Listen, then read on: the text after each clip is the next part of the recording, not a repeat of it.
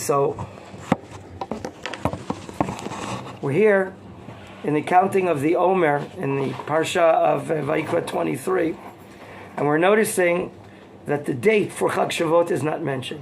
Bikurim is mentioned, not Chag Bikurim, but that the giving or the bringing of the new meal offering that you all said lovely a moment ago is going to be from the new harvested wheat. So if we're coming to determine when this upcoming holiday will be, we hear and learn that after you count 7, the day after day number, you're going to bring a new meal offering.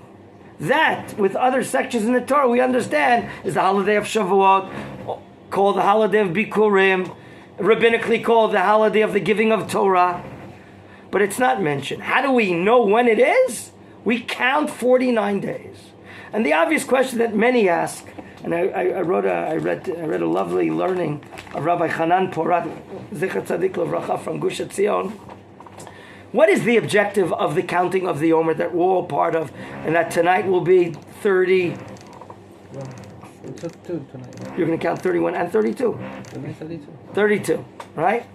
Coming close to Lag BaOmer. Is the counting a technical medium? Just a means to determine when the holiday of Shavuot will be? Or does the counting have a separate, independent value? Okay? The main word that many of the scholars have taught us, the concept, is something that we, as people that have arrived to the land of Israel to study the Torah of God, and have come from the Western world, where we're often subject of the material world, that everything is 1, 2, 3. Everything is instant coffee, instant hamburgers, peace now, Mashiach now, all these concepts that things come, whoop, but it's not that way. There's a word that we have to understand that's called a process.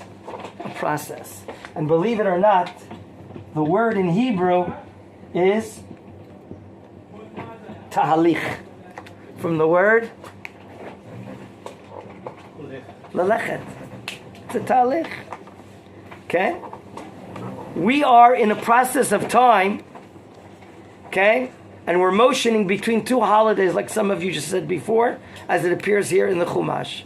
We're motioning in between the holiday of Pesach and in the upcoming holiday of Shavuot. This process, does it appear maybe only in one dimension, or does it appear indeed in 2 dimensions? So Rav Hanan Porat explains that we're talking about 2 different dimensions of life. And one is in nature, from an agricultural point of view, and secondly, from a perspective of history. Perspective of history. We're learning about the Omer offering to the extent of the Korban Shtei Alechem, the 2 bread offering, like Hananel read, a mincha chadasha.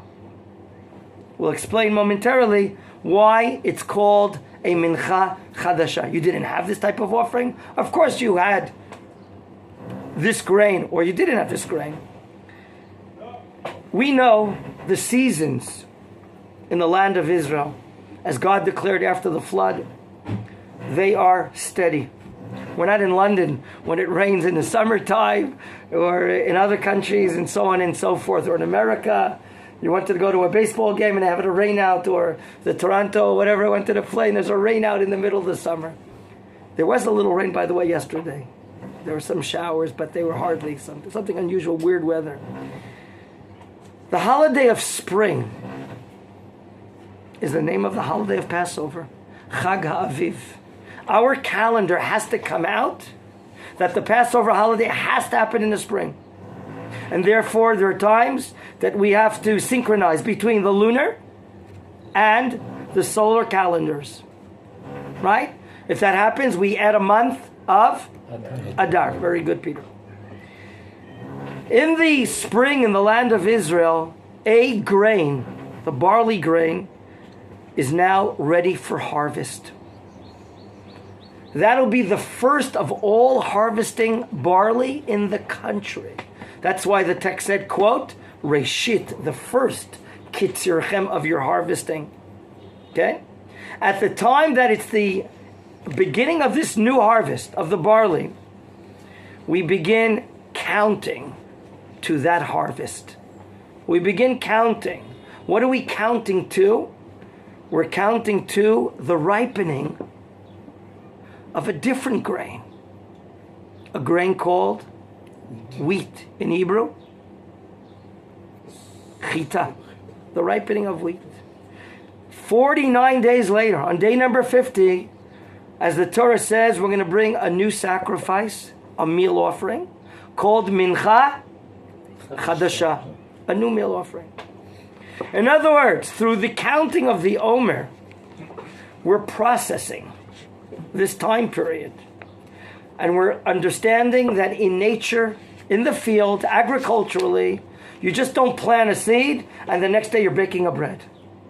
Rather, there is a ripening process, a process of agricultural maturity. Okay? Through the counting of the Omer, we're transmitting here a very important message. In order for something to ripen, we must go through a process, a period of time. Okay?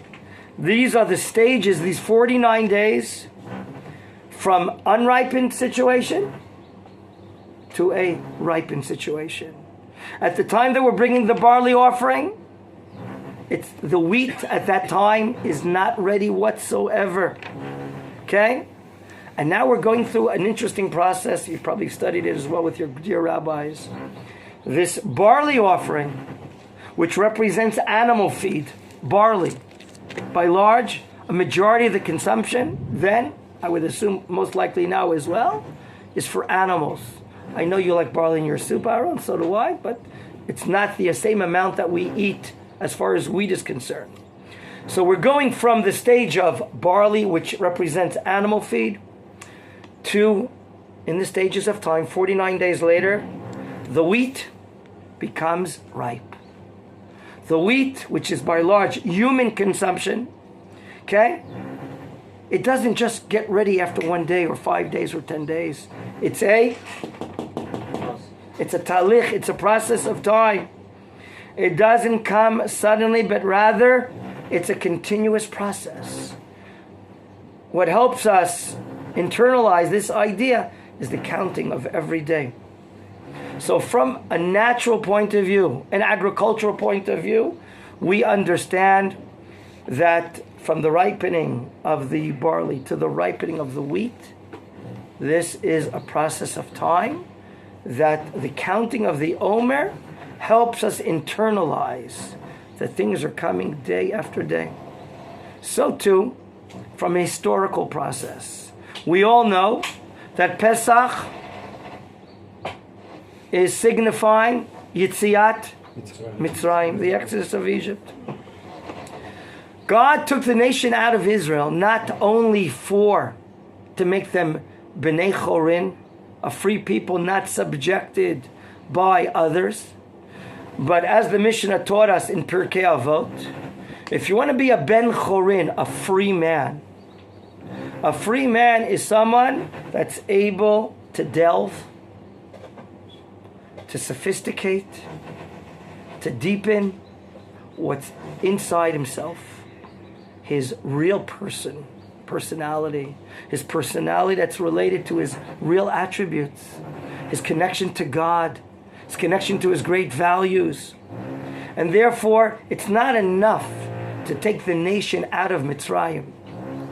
Torah, which is the spice of life, will eventually help take Mitzrayim out of us.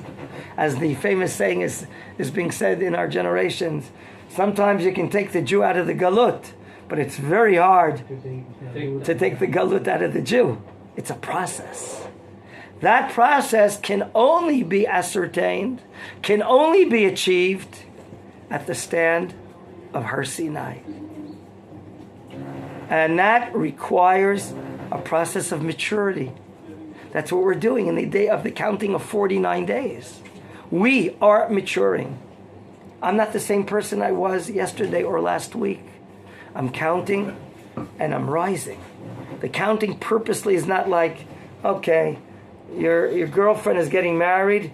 She put in the calendar 49 days to get married, then 48 and 47. The countdown, right? There's this thing called the countdown to something important happening. Is like we're counting up and not counting down. We're not the same person that we were before. We're rising. There are many different spheres of spiritual height and climbing. And that's one of the beauties of Judaism, that climbing is infinite. And therefore we always should be looking forward to our life, to our days and months and years in front of us, that we can keep on growing and growing. And that brings continuous satisfaction and spiritual happiness, because there's no end to our growth. There's no end to clinging on to God. So here we're learning about this idea of counting the Omer. That'll bring us, after 49 days to day 50, that'll be the holiday of weeks, the holiday of Bikurim. We're going to renew ourselves by bringing the new wheat. Yes, in the Beit HaMikdash on day number 50, which we're told in other places of with the holidays on, the Chag Shavuot, we're going to bring a new meal offering, which represents the new wheat. Until then, the new wheat is not brought all over the country. The first of the harvest, it's called Bikurim. Because Bikurim, we said, as it appears in Devarim chapter 26, is the mitzvah of bringing a gift to the Kohanim from any of the 7 fruit species of the land of Israel. Our Torah is seasonable, is related to the seasons, because on the holiday of Shavuot, after 49 days of counting, we're bringing a new meal offering, mincha chadasha, for the sake of God. Korban shtei alechem. It's going to be brought in the format, apparently, of lechem, and it'll be eaten by the Kohanim working on the shift on that holy day of the Yom Tov of Shavuot, or slash Chag Matan Torah. And that'll be permission now, all over the country, to partake in eating the new wheat. The Mishnah says in Masechet Menachot, by the bringing of the 2 bread offering in the Beit HaMikdash, in the entire country we may partake in eating, consuming the new wheat. Questions or comments? Parallel to that, we purposely skipped to bring your attention to verse 14, and we'll end today's shiur with this. I want to say a word in Hebrew, and then I want to hear. You understand? Read verse 14. We're here learning about a prohibition. And the name of the prohibition is Chadash. Has anyone heard of it? The name of the prohibition is Chadash. Have you heard of the prohibition? And it's called Chadash. What is Chadash? We are not allowed to partake in eating the new grain. In Israel, the earliest grain brought is the barley. Until the barley is brought, the Omer offering is brought, we are not allowed to benefit from the new grain. And therefore it's called Chadash. And sometimes when you buy a cereal made out of oats, you're like Cheerios. I knew we had something in common. And you may read the certificate of kashrut, that it says there's no prohibition of Chadash. Okay? Let me just read something brief to you that I have printed in front of me. In Israel, all 5 types of grains are winter crops. They're sown before Pesach, early winter, and by the 17th of Nisan, they're permissible to eat. Even today, when we don't have the Omer offering, we wait until the end of the 16th, when the Omer would be brought, and by the beginning of the 17th, we can partake in consuming any new grain. And it no longer has the prohibition called Isur Chadash. Today, in fact, I was given this by Machon Torah Va'aretz, which used to be in Kfar Darom in Gush Katif. It's now in Nitzan. Most of the grains eaten in Israel are imported from abroad. So we have to see the situation of the certificate of kashrut regarding grains that are imported from abroad. And for instance, the Cheerios that you and I may eat may have extra from the Beit Din in London, and it may say that there's no prohibition of Chadash.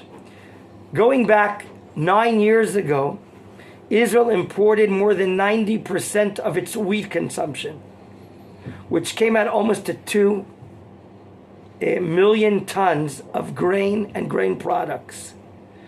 Almost half of the import was used for animal feed. We have grains here in Israel, but you know one of the reasons why we don't use it, Shlomo? It's such high quality. Do you know what we do with it? We export it out so that there's more revenues made by the growers. So we should know, to avoid the prohibition of Chadash, it's necessary to supervise the produce imported to Israel both for human consumption and for beer and whiskey distillation. And in addition, there are ready-made products imported to Israel that may contain grains or beers. They too require kashrut supervision as far as the prohibition of Chadash is concerned. According to growing conditions, there's no issue of Chadash from Pesach until early August, when the early summer crop is harvested that was sown after Pesach. Okay? That crop will be forbidden as Chadash. So this is a novelty for many people here, the Chadash. Some say that it's not applicable in Chutz. It's a machloket amongst the Rishonim. Is it applicable today? Is it not applicable today? Is it applicable in Chutz? That we try to abide by it to our best abilities. And you can see in certain types of kashrut. We can summarize and say, gentlemen, in our study today, we have made, to a certain extent, an in-depth study of the Moadim, starting off with Shabbat, which is a divine Moed, as opposed to the Moadim that God gave us the power to determine. Okay? And the Torah, of course, goes according to the Hebrew calendar. And the first Moed was Pesach. The dates were given of Pesach and Matzah, right? The 2 days, Pesach and that. And secondly, what did we see?